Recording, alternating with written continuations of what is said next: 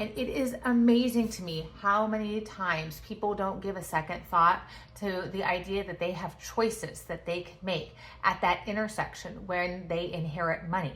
So when people, what I see sometimes in my practice is when people come into money, they are so excited to have that check in their hands. They've just got to get it deposited, and they don't think, they don't take a second to think, and they just deposit it in whatever account they can.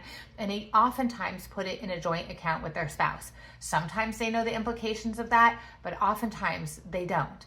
And so when you commingle funds, when you have an account and you receive an inheritance and you put it in a joint account, it makes it a lot more challenging to unwind the his, hers, and ours if there is a subsequent divorce.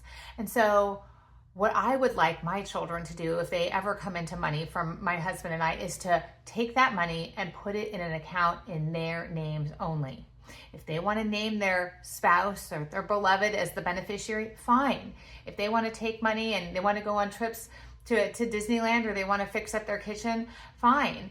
But to me, from what I see, what I'm going to impart to my kids is that taking your inherited funds and putting it in an account just with their name on it, not only is their legal right, but it also, to me, makes practical sense, because you never know what the future is going to hold. If there is a subsequent divorce, which oftentimes is more likely than not, it's going to make it easier that they can preserve the money that I left to them.